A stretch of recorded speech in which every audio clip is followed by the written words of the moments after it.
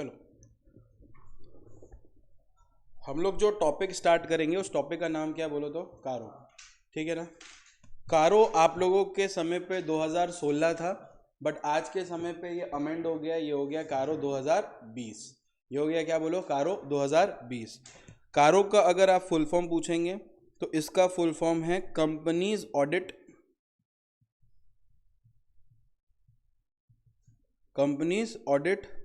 And companies audit report order, companies audit and report order. इसको हम लोग क्या बोलते हैं बोलो, कारो। समझ आ रहा है। अब कारो एक्चुअल में क्या होता है, ध्यान दो सुनो। हर एक गवर्नमेंट, हर एक ऑर्गेनाइजेशन में ऑडिट हो रहा है। ऑडिट कौन कर रहा है, ऑडिटर कर रहा है। अब वो ऑडिटर क्या सबमिट करता है, एक बार मेरे साथ ध्यान से इधर देखो। ऑडिट कौन करता है, ऑडिटर करता है। ऑडिटर जब ऑडिट करता है तो वो एट द एंड क्या देता है, रिपोर्ट देता है। डन है क्या। अब यहां पे गवर्नमेंट एक स्पेशल काम करने बोल रहा है, किसको, वही ऑडिटर को। वो बोल रहा है कि ऑडिटर तुम सुनो, तुम अपना रिपोर्ट तो सबमिट करता ही करता है, लेकिन हम जिस कंपनी के बारे में बोलेंगे ना, उस कंपनी में अगर तुम ऑडिटर हो ना, तो तुमको अपना रिपोर्ट तो सबमिट करना ही है और एक तो स्पेशल रिपोर्ट सबमिट करना है जिसका नाम क्या है, कारो। इसीलिए इसका फुल फॉर्म बना कंपनीज ऑडिट रिपोर्ट ऑर्डर।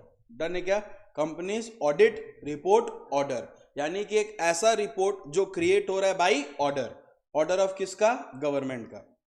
तो कारो क्या हर कंपनी को बनाना है और हर ऑडिटर को कारो रिपोर्ट सबमिट करना है? The answer is no. CARO applicable किस पे, इसके पहले था कारो 2016, इसके पहले था कारो 2012। डन है क्या। इसके पहले और भी था। डन है क्या। हम पढ़ाए यहां से तो उम्र का अंदाजा हो गया होगा, है ना। कितना उम्र है मेरा, एक तो कारो 2020, कारो 2020, आज 2020 कारो आ चुका है, आज वो भी पढ़ा रहे। तो हम 3 तरह का कारो विटनेस किए, 2016, 2012। तो ये 8 साल का जर्नी बहुत अच्छा रहा था। डन है क्या।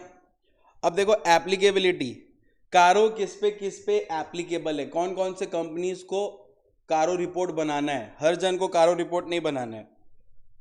Auditor of certain company are not required to submit CARO, मतलब ये जो लिस्ट है इसके ऊपर कारो एप्लीकेबल नहीं है।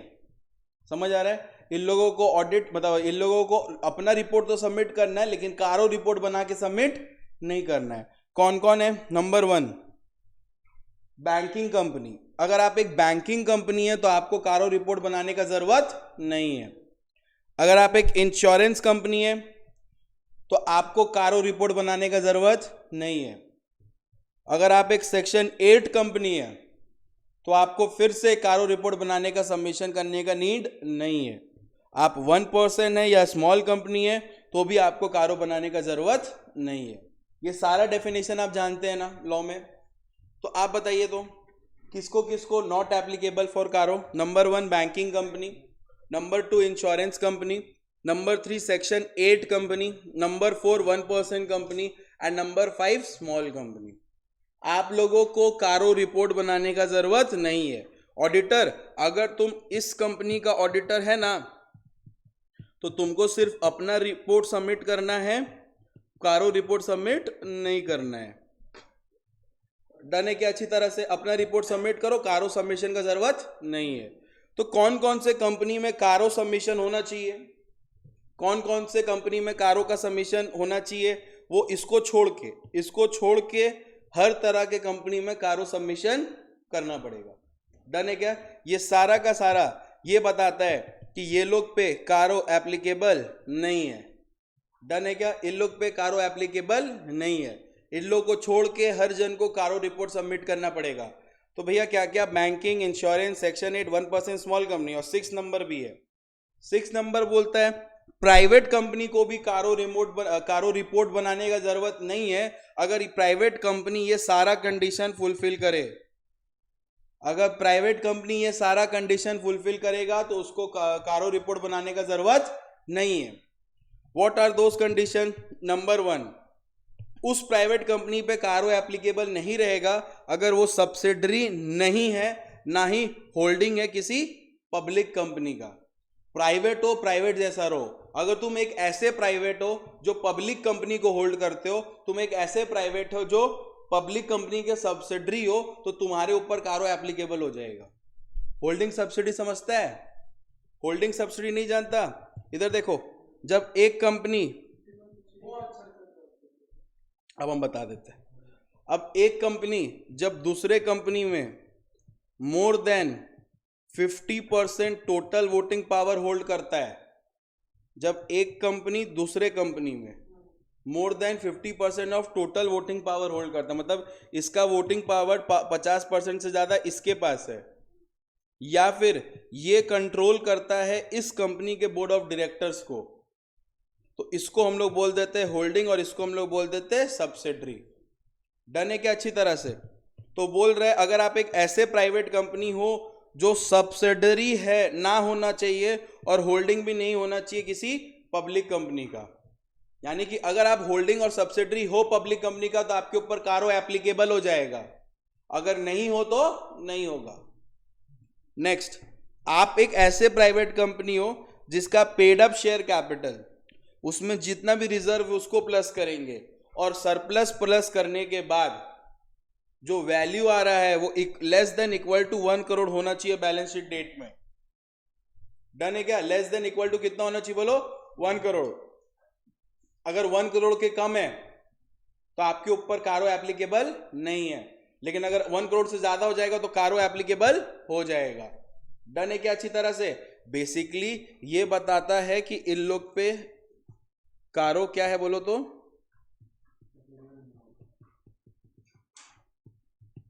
Not applicable. इन लोग पे कारो एप्लीकेबल नहीं होगा। ठीक है, आप एक ऐसे प्राइवेट कंपनी हो जिसका टोटल बोरोइंग कोई बैंक से, याद रखिएगा ये बैंक या फाइनेंशियल इंस्टीट्यूशन से 1 करोड़ या उससे कम है ड्यूरिंग द फाइनेंशियल ईयर, ठीक है, कम होना चाहिए, तो आपके ऊपर कारो एप्लीकेबल नहीं होगा। आपका total revenue as per schedule 3 companies act में शेड्यूल 3 के अकॉर्डिंग आपका जो टोटल रेवेन्यू है वो इक्वल टू 10 करोड़ है, लेस देन इक्वल टू कितना है? 10 करोड़। 10 करोड़ या उससे कम है तो आपके ऊपर कारो एप्लीकेबल नहीं होगा। अगर आप इस लिमिट के ऊपर जाओगे तो आपके ऊपर कारो एप्लीकेबल हो जाएगा, यानी कि ऑडिटर को अपना रिपोर्ट भी सबमिट करने का पड़ेगा, साथ ही साथ कारो रिपोर्ट भी बना के सबमिशन करना पड़ेगा। कारो का मतलब है बाय ऑर्डर रिपोर्ट, एक ऐसा रिपोर्ट जो गवर्नमेंट ऑर्डर देता है बनाने के लिए और हम लोग को बना के सबमिशन करना पड़ता है, इसीलिए इसका फुल फॉर्म है companies audit report order. Done है क्या?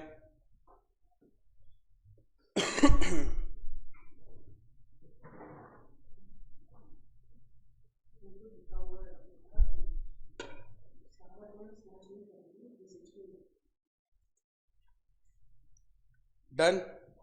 अब देखो आज के समय पे नॉर्मली क्या हो रहा है कि एक कंपनी है ए लिमिटेड, ठीक है, जो कि एक लिस्टेड कंपनी है, एक तरह का लिस्टेड पब्लिक कंपनी है। एक तरह का कौन सा कंपनी है बोलिए? ए लिस्टेड पब्लिक कंपनी। अब ये कंपनी का ऑडिट करता है ये बंदा,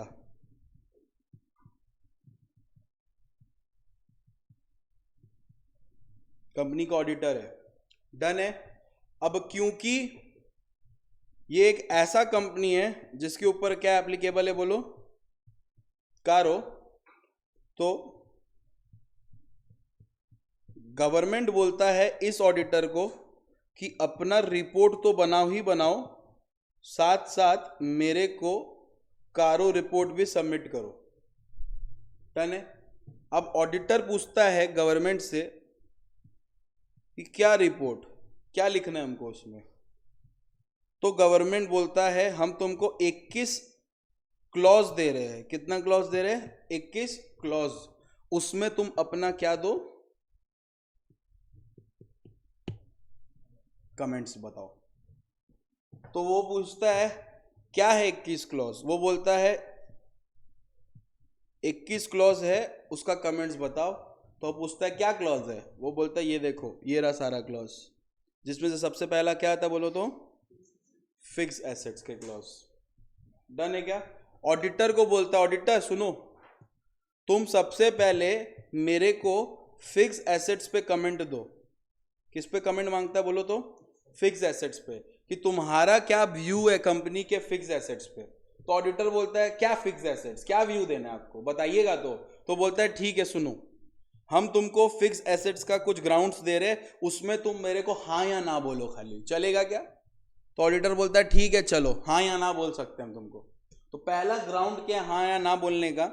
सबसे पहले बोलता है, और गवर्नमेंट पूछ रहा ऑडिटर से, ऑडिटर सुनो तो मेरे को बताओ तो क्या कंपनी अपना प्रॉपर रिकॉर्ड्स मेंटेन करता है क्या? क्या कंपनी, वेदर मतलब पूछ रहा है, क्या कंपनी अपना प्रॉपर रिकॉर्ड्स मेंटेन करता है क्या? और अगर करता है तो ये बताओ तो सारा डिटेल देता है क्या? कैसा detail sir? Detail of quantity, situation of tangible and intangible assets, क्या पोजीशन है अभी टेंजिबल और इनटेंजिबल एसेट्स का, ये कंपनी सारा डिटेल देता है क्या? तो weather company have maintain proper books of accounts showing full particulars including details like quantities and the position of tangible and intangible assets। Auditor बताओ ना कि कंपनी अपना प्रॉपर रिकॉर्ड्स मेंटेन कर रहा है क्या, और अगर कर रहा है तो फुल डिटेल दे रहा है क्या? Detail like quantity, position of tangible and intangible assets. Auditor अगर चेक करेगा, अगर उसको लगता है सारा डिटेल है, तो वो अपने रिपोर्ट में पता है क्या लिखेगा? वो लिखेगा yes the company is maintaining proper records, it is showing full details, और फिर टेंजिबल और इनटेंजिबल का पोजीशन बता देगा। डन है। ये पूरा ड्राफ्टेड आता है, इसमें यस और नो करना है, इसमें हम लोग को लिखना नहीं पड़ता, यस और no, yes no, yes no, yes no, yes no, बस बात खत्म। डन है क्या? क्या क्या क्या? पोजीशन, हाँ वहां लिख देगा कि लास्ट ईयर जो था वही पोजीशन का अभी भी है। टोटल एसेट्स कितना है? टोटल एसेट मतलब फिक्स एसेट्स, कुछ चेंजेस नहीं आया, कंपनी बीच में बेचा बाची तो नहीं ना क्या एसेट्स को। समझ आ रहा है क्या बोल रहा हूँ? नेक्स्ट देखो, करंट एसेट्स से ज़्यादा चिंता होता है फिक्स एसेट्स का, क्योंकि वो एक ऐसा एसेट्स है जिसपे हम लोग अपने लाइबिलिटीज़ को भी कंपेयर करते हैं। अगर मेरा लाइबिलिटी को पेमेंट करना है तो उसका पेमेंट हम किसको उम्मीद पे देख के रखते हैं? Fix assets. करंट एसेट्स आज है कल बिक्री होगा, जैसे स्टॉक्स अपना फिक्स एसेट्स नहीं हुआ, वो अपना करंट एसेट्स हुआ। आज है कल नहीं रहेगा, परसों फिर नहीं रहेगा, फिर आएगा। फिक्स एसेट्स हो गया बिल्डिंग्स, लैंड्स, है ना, ये सब रहेगा। डन है क्या अच्छी तरह से? Next, whether the management, auditor बताओ तो तुम, मैनेजमेंट क्या फिजिकल वेरिफिकेशन कर रहा है एसेट्स का? मालूम चला 2-4 साल पहले ही बोला था मेरे पास गाड़ी है, बंगला है, माँ है, सब है। एक बार चेक तो कर जाके अभी कि असली में है कि नहीं है। समझ आ रहा है? मेरे पापा बोलते थे, बहुत सपना दिखाए थे मेरे को कि हम लोगों को गांव में जमीन है, एक दिन दिखाने ले जाएंगे तुमको। जब उम्र हुआ मेरा, चलो देखने चलते हैं, वहां जाके देख रहे हैं कि वहां पे ऑलरेडी घर वर बना के पड़ा हुआ है। समझ आ रहा? कोई रह रहा है। तो पॉइंट बिंग क्या है? पॉइंट बिंग है कंपनी को बोलो एसेट है, ठीक है, एक बार उसको फिजिकली वेरीफाई किया है क्या जरूरत पड़ने पे? मतलब डेली जाना है क्या? नहीं सर, रीजनेबल इंटरवल पे जाइए, 6 महीना पहले गए चलेगा, अब जाइए फिर से। डेली मतलब डेली जा जाके नहीं देखना बिल्डिंग है कि नहीं है, कल अगर है तो आज भी रहेगा, रेगुलर इंटरवल पे जाइए। तो whether the management has carried out physical verification of the assets क्या एट रीजनेबल इंटरवल, और after doing physical verification, physical verification के बाद अगर उसको लगता है कि कोई भी तरह का मटेरियल डिस्क्रिपेंसीज है, मटेरियल डिस्क्रिपेंसी समझता है, मटेरियल चेंजेस है, कुछ अच्छा खासा चेंज हुआ है उस एसेट्स में, तो उसके बारे में वो बुक्स में बताया है कि नहीं बताया है। 4 तल्ला का बिल्डिंग था, अचानक से धस के 1 तल्ला हो चुका है, तो उसके बारे में वो अपडेट किया है कि नहीं किया है, वेरीफाई करने के बाद। डन है क्या? अच्छी तरह से बोल। रहता है वहां पे, जो रहता है वो अंडर सेक्शन 143 रहता है, जिसमें पावर एंड ड्यूटीज जो रहता है, ड्यूटी टू रिपोर्ट, वो रहता है, ठीक है ना। अब तुम मेरे से अगर कारो का सेक्शन पूछेगा तो कारो का भी सेक्शन 143(11) ही है। कारो ऑडिट रिपोर्ट तुरंत जाता है किसके पास? कंपनीज के पास। कारो रिपोर्ट तुरंत सबमिशन किसको होता है बोलो तो? गवर्नमेंट को, ठीक है ना। एक नेफ्रा करके बॉडी है, नेशनल फाइनेंशियल रिपोर्टिंग अथॉरिटी, ये सब कुछ इसको जमा होना पड़ता है। डन है क्या? अच्छी तरह से। उसके बाद पूछ रहा है, वो तो बोल रहा है मेरे पास गाड़ी है, बंगला है, तुम चेक किया एक्चुअल में है कि नहीं है उसके पास? तो कंपनी चेक करो तो कि टाइटल डीड्स जितना भी इमूवेबल प्रॉपर्टी का है वो एक्चुअल में कंपनी का है कि नहीं है। तुम तो राजर हाट में क्या होता है तुमको पता है, एक ही जमीन को 4 जन दिखाता है कि मेरा जमीन है, मेरा जमीन है, मेरा जमीन है, मेरा जमीन है किसका? समझ आ रहा है अच्छी तरह से? राजर हाट आपको पता है ना कि वहां पे इलाका पे बहुत सस्ता जमीन मिल रहा है, क्योंकि आज से 110% श्योर है, तुम पेन पेपर में लिखा लो, आज से हार्डली 10 years फ्रॉम टुडे, मान लो 2033 वो डेवलप्ड है, प्रॉपर डेवलप्ड है, और वही प्रॉपर्टी का वहां पे जाके अब जो दाम होने वाला है फ्यूचर में, हम लोग का औकात नहीं रहेगा खरीदने का। अभी चल रहा होगा जमीन का 20 लाख 30 लाख कट्ठा माने वहां पे एक्चुअली तुमको 20 लाख 40 लाख में तुमको 3 कट्ठा मिल जाएगा सर, और यहाँ पे तुम 1 कट्ठा जमीन देखने जाओगे तो 70-80 लाख का पड़ेगा।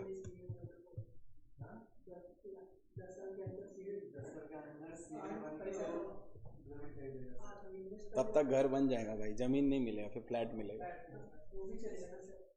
तो फिर फ्लैट वहाँ कहाँ लेगा, फिर यही ले ले, ये खरीदेगा बगल वाला, ज़्यादा नहीं 18,000 स्क्वायर फीट में बेच रहा पर स्क्वायर फीट। इधर आ, यहाँ का दाम है भाई वही। इधर देखो, whether the title deeds of the immovable property, whether the title deeds of immovable property जो डिस्क्लोज कर रहा है फाइनेंशियल स्टेटमेंट में वो कंपनी का है ना, वो प्रॉपर्टी हटा देना जो लीज पे लिया है कंपनी, उस प्रॉपर्टी को हटा देना, उसी प्रॉपर्टी का टाइटल डीड का बात करना जो ओनरशिप पे, और उसको डिस्क्लोज कर रहा है। एक बार चेक कर, तो देख ऑडिटर को कमेंट बाजी करना है, तुमको ये 21 क्लॉज याद नहीं करना है, लेकिन मैं जो इंपॉर्टेंट क्लॉज पढ़ा दे रहा हूँ वो याद रखना है, जैसे fix assets, loans and borrowings, ये सब थोड़ा थोड़ा याद रखना है। डन है क्या? हाँ, एप्लीकेबिलिटी वाला पोर्शन पूरा याद रखना है, जो एप्लीकेबिलिटी वाला पोर्शन है ना वो पूरा, किसके ऊपर एप्लीकेबल है किसके ऊपर नहीं है। डन है क्या? ओके, नेक्स्ट बोल रहा है चेक करो तो कंपनी अपना एसेट्स को रीवैल्यू किया है कि नहीं किया है, और अगर रीवैल्यू किया है तो चेक करना उसका रीवैल्यूएशन एक रजिस्टर वैल्यूअर कर रहा हो, ऐसा नहीं हरा गहरा आके ऐसे गैस मार दिया इतना का होगा, रजिस्टर वैल्यूअर द्वारा हुआ हो, और बताना तो कितना चेंज हुआ है तभी बताना, अगर चेंज 10% या उससे ज्यादा है, हल्का थोड़ा बहुत एसेट में चेंज होने से नहीं। देखो तुमको पता है कि नहीं पता, एसेट रीवैल्यूज होता है, there is revaluation of assets, ठीक है। बिल्डिंग पे डेप्रिसिएशन होता है, मशीनरीज पे डेप्रिसिएशन होता है, एसेट्स का रीवैल्यूएशन होता है, लैंड पे एप्रिसिएशन होता है, तो ये सारा का एक रीवैल्यूएशन ऑफ एसेट करके हम लोग एक चैप्टर भी पढ़ते हैं, ठीक है ना। कि हाँ, रजिस्टर वैल्यूअर जो होता है बेसिकली नोटिफाइड वैल्यूअर होता है, जैसे हम लोग में भी एक रजिस्ट्री होता है तो उसमें भी एक वैल्यूअर होता है, हम लोग भी वैल्यूअर बनते हैं, उसका वैल्यूएशन होता है, एग्ज़ाम होता है, हाँ एग्ज़ाम्स होता है, ऑफिशियल गैजेटे के नोटिफिकेशंस में भी होता है, डिपेंड करता है तुम किस लेवल के ऑफिसर हो, इस पर ट्रेनिंग लिए हो कि नहीं लिए हो। डन है क्या?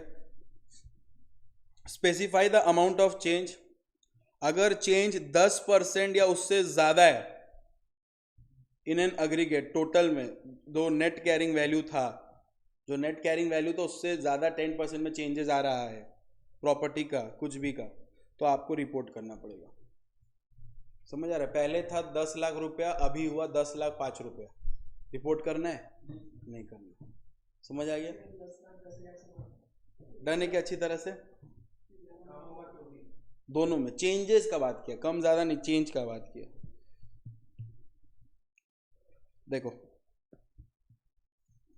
सिर्फ चेंज, अब वो बढ़ भी सकता है घट भी सकता है, depending upon the characteristics of assets, कि वो क्या एसेट्स है। ठीक है, नेचर क्या है उसका, वो क्या बढ़ने वाला है कि घटने वाला है। लैंड होगा तो बढ़ेगा ही। डन है क्या? ओके। अगर कोई प्रोसीडिंग चल रहा है कंपनी के अगेंस्ट पे, कोई भी केस चल रहा है कंपनी के अगेंस्ट पे, क्योंकि वो कोई होल्ड किया है एक बेनामी प्रॉपर्टी। बेनामी प्रॉपर्टी जानते हो क्या? हाँ, कब्जा किया हुआ प्रॉपर्टी जिसका कोई नाम किसका है वो अता पता नहीं है, वो रह रहा है, ऐसा उसके अगेंस्ट केस चल रहा है। तो अगर चल रहा है तो बताओ तो company has appropriately disclose the detail in the financial statements. क्या वो उसका पूरा डिटेल खर्चा सारा कुछ बताया है कि नहीं बताया फाइनेंशियल स्टेटमेंट्स में? डन है क्या? ऑडिटर का काम है सिर्फ चेक करना, ये सब ग्राउंड्स को चेक करना है। जरूरी नहीं है सब पे टिप्पणी देना है, नहीं हो तो चुप हो जाना, जबरदस्ती उंगली मत करना। समझ? बेनामी प्रॉपर्टी नहीं है तो लिख देना no benami property, no proceeding against benami property, बस हो गया। ठीक है, चेंज नहीं हुआ, no change in the fix assets after revaluation. Done है। All the title deeds of movable immovable property are in the name of the company. समझ आ रहा है? नंबर 2 क्या है? नंबर 2 था कि फिजिकल वेरिफिकेशन हुआ है कि नहीं, तो यस और नो लिखना है। Yes, company carries out physical verification, last verification was done in this so on date, ऐसे लिखना पड़ता है। डन है क्या अच्छी तरह से? ओके। नहीं, ऑडिटर को वेरीफाई नहीं करना है, मैनेजमेंट। हाँ तो वो लिख देगा मना कर दिया, बाद में वो लोग आएगा हम करते रुक। समझ आ रहा है? ये सब बड़े बड़े कंपनीज में, क्योंकि उन लोगों का एसेट्स इतना रहता है, रिकॉर्ड मेंटेन, छोटे मोटे कंपनीज को डिस्टर्ब नहीं कर रहा है। तुम देख, छोटा मोटा कंपनी सबको हटा दिया, बड़ा बड़ा कंपनी जिसका 1 करोड़ के ऊपर पेड अप शेयर कैपिटल, वो सब बड़ा कंपनी नहीं है तो क्या कंपनी बोलो? प्राइवेट कंपनी हो गया। पब्लिक कंपनी होते ही करवाना पड़ेगा। देखो, पब्लिक कंपनी को कारो रिपोर्ट सबमिट करना ही करना है, लिस्टेड कंपनी को करना ही करना है। डन है। छोटे मोटे कंपनी को इग्नोर कर दिया। हाँ, उसमें कारो रिपोर्ट सबमिट होता है, ऑनलाइन में मिल भी जाएगा तुमको, सर्च करेगा रिलायंस का सारा। नेक्स्ट, अभी अभी वो टिप्पणी किस पे दिया? फिक्स एसेट्स पे। अब वो टिप्पणी मांग रहा है किस पे? इन्वेंट्रीज पे। पढ़ो तो, ए और बी पढ़ो, देखो सेम लगेगा।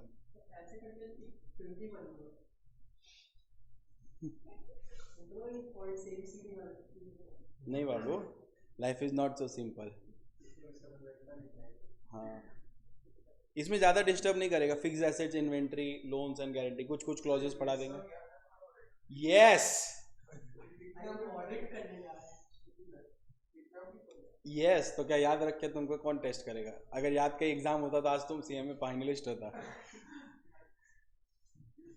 जो तुम पढ़ा है उसको प्रूफ करने जाना पड़ता है ना उधर। पढ़ तो लिया तुम, अगर मेरे पास भगवान इतना पावर देता कि हम तुमको पढ़ा दिया तो हम सर्टिफाइड कर देते कि हाँ मेरे टेस्ट काफ़ी है तो अलग बात होता।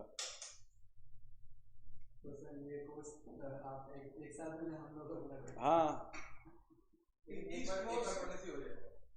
इजी है।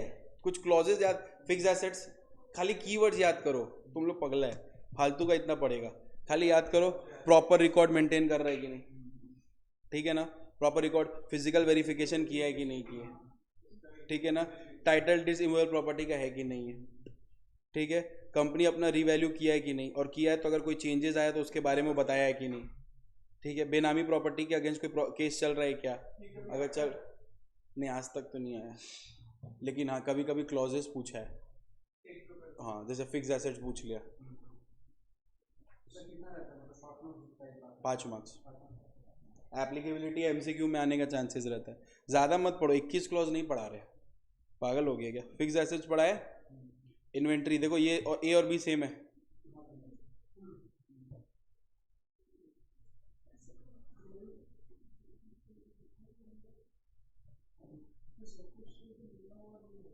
वो 2016 फॉलो कर रहा होगा। तुम 2016 बोल के बैठा है। वही दिया उनको 16 वाला। यहाँ पे तो दिख नहीं रहा है 16 काट के 20 लिखा हो। तो उसको काट के क्यों लिखा है? वो तो 16 ही है। हाँ तो ऊपर में चेंजेस करा था इसलिए 20 लिखा था। वो चेंजेस करने के लिए 20 कर दिया। ये 20 का हो गया। अच्छा ये देख के बता दो ये क्या देख के क्या समझेगा? क्या करो 2020 2016 वही 16 समझेगा ना 20 समझेगा तुम? देखो मैं अगर उसके जैसा सोचूं तो हम 2020 उसके जैसा सोचूं मैंने उसके जैसा सोचूं मतलब भाई देख तेरा सोच का मजाक उड़ रहे थे। दिख नहीं रहा भाई 20 है ना। साला तुम पढ़ा भी नहीं था उसको, पूरा ताजा ताजा लग रहा है। उस समय पेपर बन चुका था ना भाई तब तक।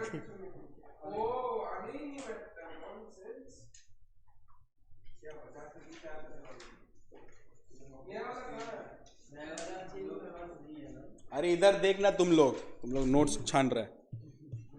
चल जल्दी नहीं, ज्यादा टाइम नहीं लगेगा, हो गया।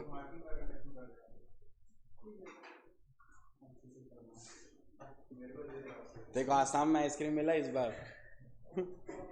कितना में मिला? 5 रुपये ज्यादा लिया।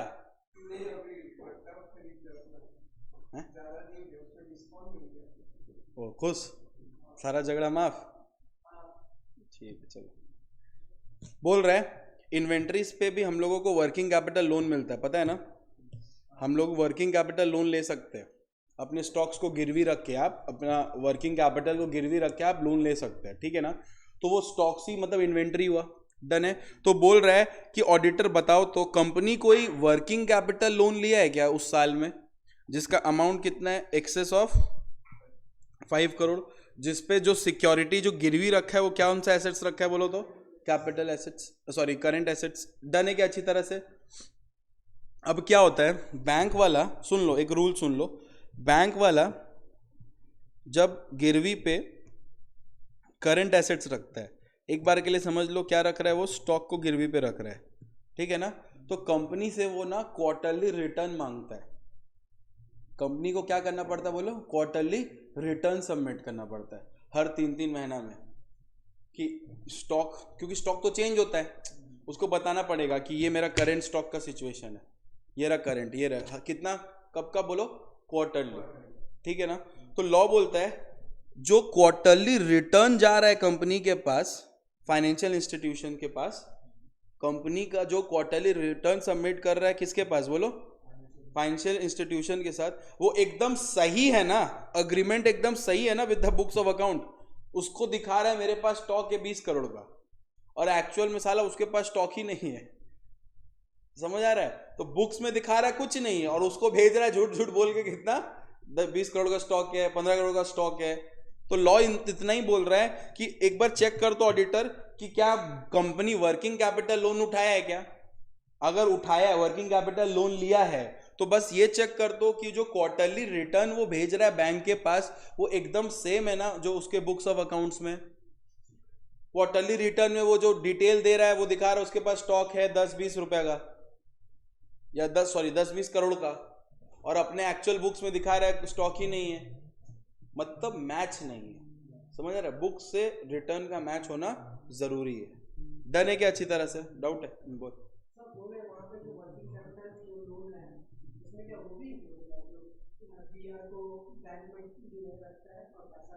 क्या चीज रखता है? हाँ नहीं, उस वो नहीं है, सिर्फ और सिर्फ इन्वेंट्री मानते हैं।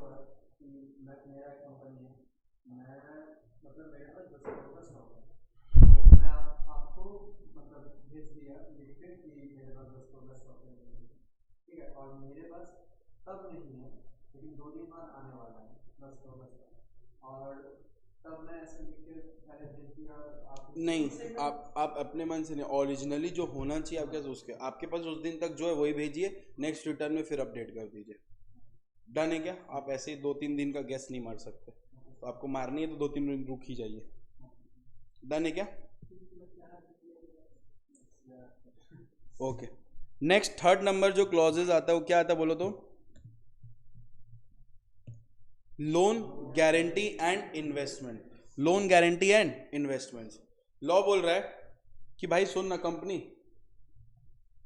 तुम चेक कर, क्या ऑडिटर तुम चेक कर, क्या कंपनी कुछ इन्वेस्टमेंट किया है क्या, या फिर कंपनी कुछ गारंटी दिया है क्या, या फिर कंपनी कुछ सिक्योरिटी दिया है क्या।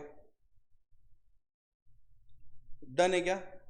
अब तुमको हम बताते हैं, कंपनीज एक्ट का एक सेक्शन है 186, जिसके अंदर कंपनी लोन भी देता है, गारंटी भी देता है और इन्वेस्टमेंट भी करता है।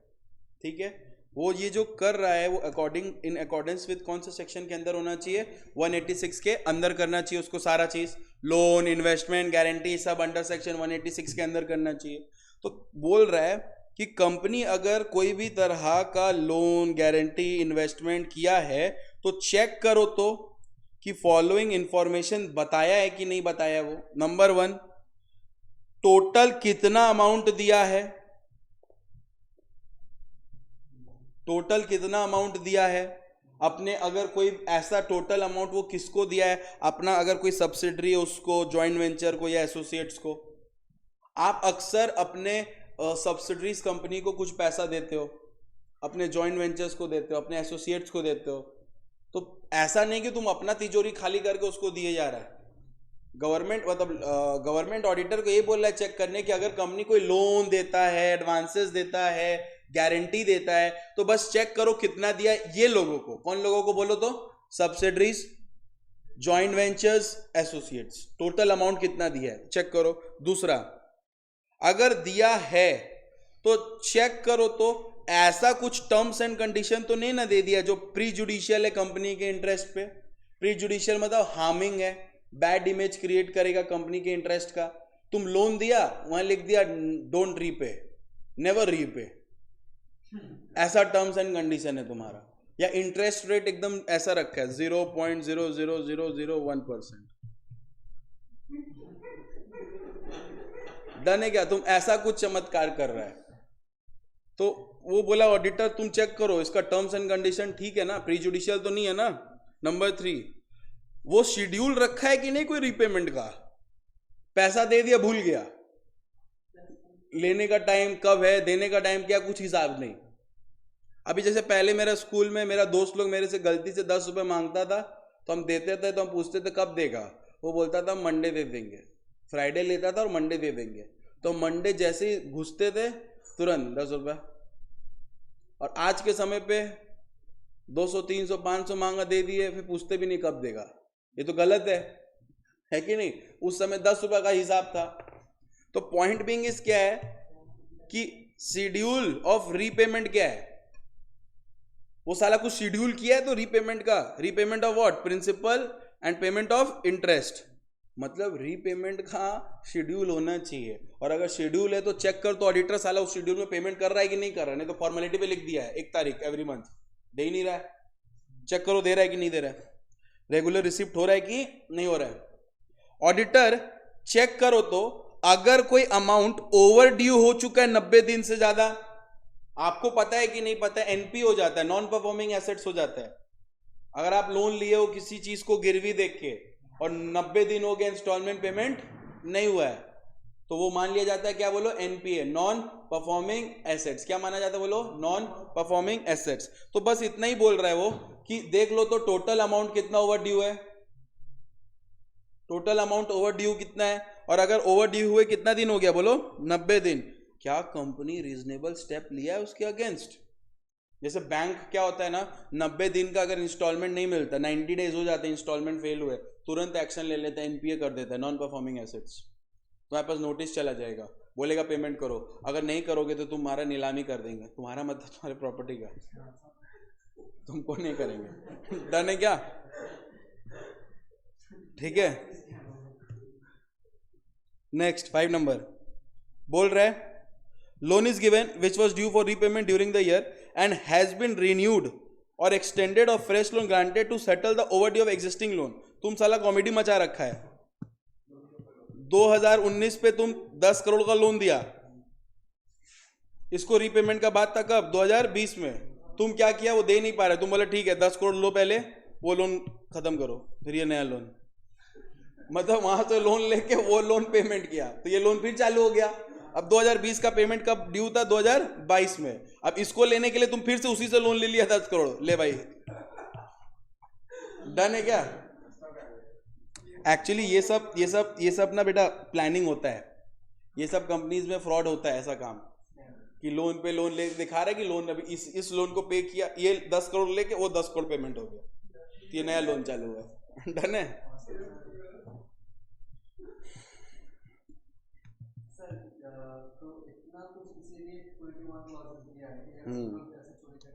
एग्जैक्टली।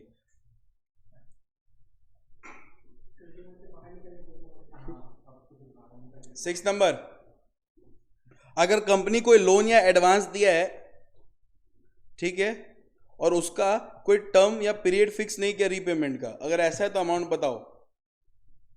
या कोई डिमांड भी नहीं है, लोन दे के लोन ले लो, कब दे, अभी नहीं, लोन ले जाओ ना, तुमसे पैसा मांग रहे तुम लो ना अभी। जैसे हम लोगों के इस एरिया में एक गेम चलता है, एक गेम बोलते हैं उसको। गेम क्या, हम तुमको जस्ट एक छोटा सा चीज दे रहे, सीखना मत ये सब। दीप ठीक है, ध्यान से देखो। अब सपोज करो ये दीप है, इसको पैसा कमाने का बहुत शौक है, जल्दी जल्दी। तो एक ग्रुप ऑफ पीपल होता है, वो क्या करता है, तुमको पैसा तुरंत दे देता है, बिना कोई सिक्योरिटी के, बिना कोई गिरवी के, तुरंत पैसा दे देगा। जैसे कोई ग्रुप ऑफ पीपल है, ये इसको दे दिया, सपोज करो 20 लाख रुपया दे दिया। अभी 20 लाख रुपए इसके पास आ गया, अब ये शुरू कर सकता है कोई भी बिजनेस, ठीक है। अब वो लोग क्या करता है, इससे पैसा प्रिंसिपल कभी नहीं मांगता, सिर्फ ब्याज मांगता है, ठीक है।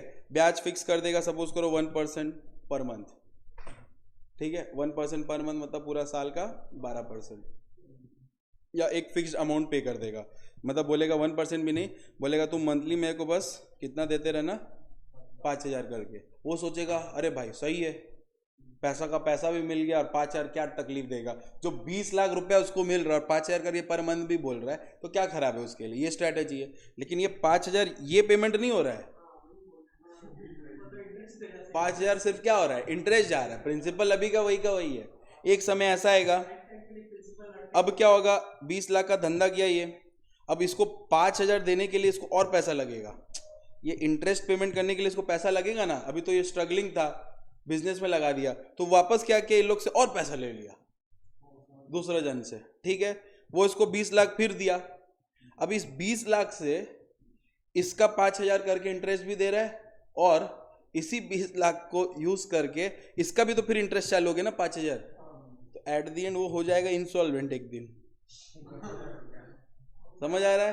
तुमको पता चलेगा कि अचानक से तुम नोटिस करेगा कि 20 लाख के लोन पे मेरा इंटरेस्ट ही इतना चला गया है कि वो प्रिंसिपल अमाउंट के करीब पहुंच चुका है या उसको क्रॉस कर चुका है। डन है? अब ये लोग क्या करेगा, तुम्हारे अगेंस्ट एक्शन लेने आएगा, लेकिन एक चीज याद रखना, कोई भी तरह का लीगल एक्शन नहीं ले पाएगा, कोई लीगल एक्शन नहीं ले पाएगा। तुमको धमकाने के लिए तुमसे ही एक बार ये ब्लैंक चेक ले लिया था, एक तो ब्लैंक चेक बाउंसिंग करवाने के लिए, ठीक है ना। अब ये क्या करेगा, तुम्हारे को हैरेस करेगा, स्पेशली हैरेस करेगा तुम्हारे एक ही चीज को, जो तुम्हारे रिस्पेक्ट रेपुटेशन है मोहल्ला में तुम्हारा, वो खराब हो जाएगा।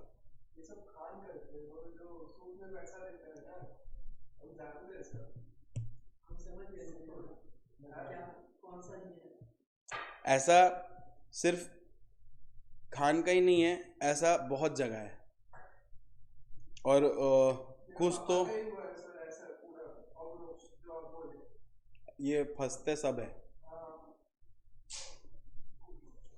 डन है क्या अच्छी तरह से ये पूरा? श्योर है? ओके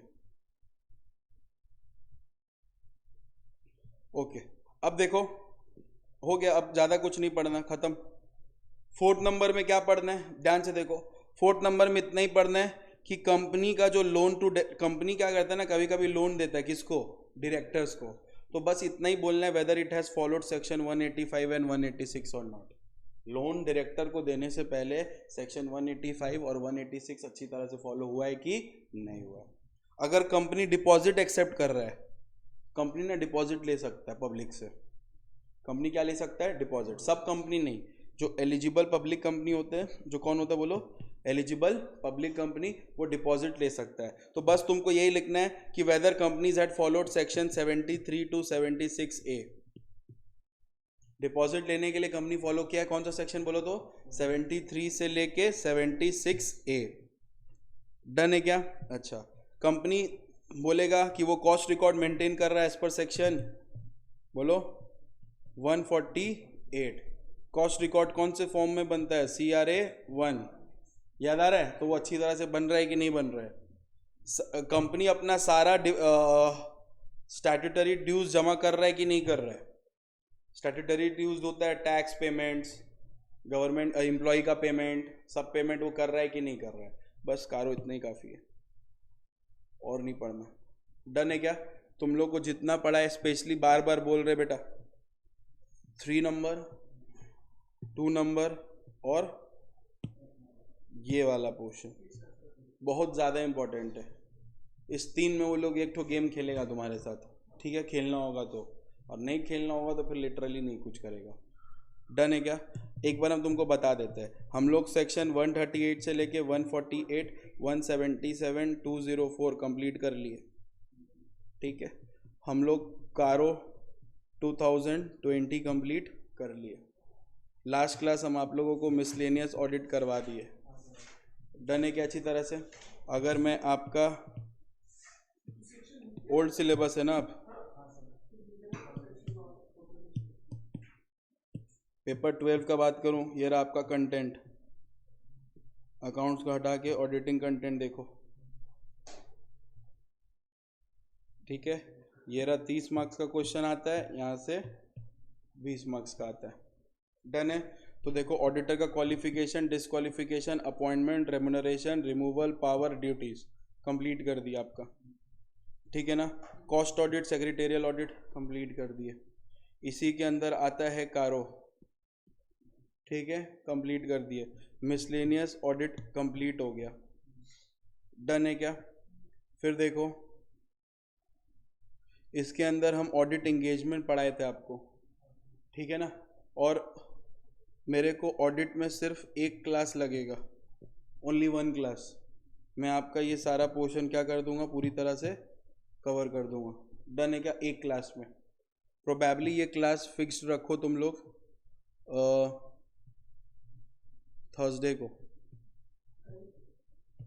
थर्सडे को ये फिक्स रखो 4 बजे शाम को, चलेगा क्या?